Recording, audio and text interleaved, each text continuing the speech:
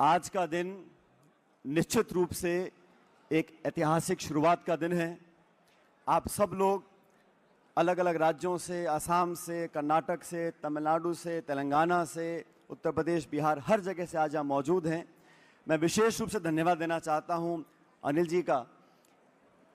आप सबको आमंत्रित किया और हम सब लोग आज इकट्ठा हुए ये संकल्प लेने के लिए कि आने वाले समय में जो ऐतिहासिक लड़ाई कांग्रेस पार्टी ने लड़ी है, सामाजिक न्याय की, सबको साथ लेकर चलने की, गरीब, दबे कुचले पिछड़े लोगों की, ग्रामीण क्षेत्र में रहने वाले वो किसान वर्ग, वो लोग जो सक्षम नहीं है अपना संघर्ष लड़ने के लिए, उनकी आवाज बनने का काम कांग्रेस पार्टी कर रही है।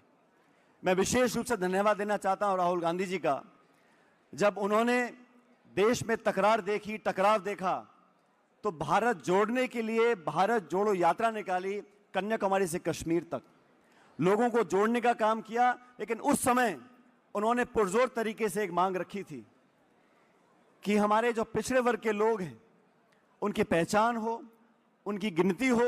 और यह संकल्प लिया पार्टी ने, कांग्रेस वर्किंग कमेटी ने, कि देश में एक जनगणना ऐसी हो जहां हर ओबीसी के व्यक्ति की गिनती हो, उसकी पहचान हो। और मैं धन्यवाद देना चाहता हूं तमाम कांग्रेस कार्यकर्ताओं का, देश भर के हमारे साथियों का, कि राहुल गांधी जी के ऐलान पर हम सब ने दबाव बनाया और वो जिद्दी सरकार जो 11 साल से आज शासन में है, वो लोग जिनका विश्वास ना तो संवैधानिक पदों में है, ना संवैधानिक संस्थाओं में है, ना संविधान में है, उनको और प्रधानमंत्री जी को मजबूर होकर जातिगत जनगणना को मानना पड़ा। और मैं स्पष्ट करना चाहता हूं, राहुल गांधी जी ने जब कहा कि हमें जनगणना चाहिए, तो जनगणना में एक कॉलम लगाकर व्यक्ति की जाति पूछ ली जाए, ये हमारा उद्देश्य नहीं था। हमारा उद्देश्य तो ये है, जैसा हमने तेलंगाना में किया है, ओबीसी के हमारे साथी परिवार किस परिपेक्ष में रह रहे हैं, किस शिक्षा को ग्रहण कर रहे हैं, कितनी उनकी आमदनी है, कितनी भागीदारी है, कितनी योजना वहां तक पहुंच चुकी है, पहुंचने जा रही है, उसका पूरा खाका तैयार हो, ताकि बजट आवंटन में, नीति निर्माण में, गवर्नेंस में उनको हम टारगेट कर सकें। गरीबों को, पिछड़े वर्ग को आवाज देने का काम कांग्रेस पार्टी ने हमेशा किया है। और कांग्रेस वो संगठन है जो सब लोगों को एक साथ जोड़कर चलना चाहती है।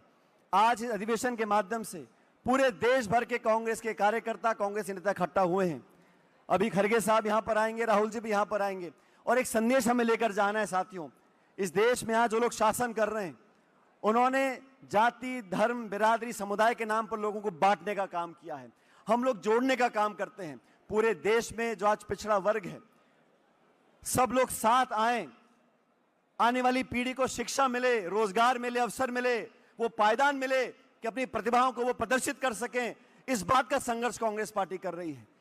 चुनाव जीतना, लड़ना वो अलग बात है, लेकिन आज संगठन को मजबूत करने के लिए, देश की आधी आबादी को ताकत देने के लिए, इस मन से, ओबीसी के मन से हमें एकत्रित होकर एक आवाज में, एक स्वर में एकजुटता का नारा देना पड़ेगा। और आने वाले समय में, अभी कर्नाटक के मुख्यमंत्री जी ने बेंगलुरु में जो एक मीटिंग बुलाई थी, उसके बारे में आपको बताएंगे। एक संकल्प लिया है कांग्रेस पार्टी ने, वो लोग जिनकी आवाज सुनी नहीं जा रही, वो खाई जो बढ़ गई है अमीर गरीब की, गांव और शहर की, उस खाई को कम करने के लिए पिछड़े वर्ग में बहुत सारे समाज के लोग हैं।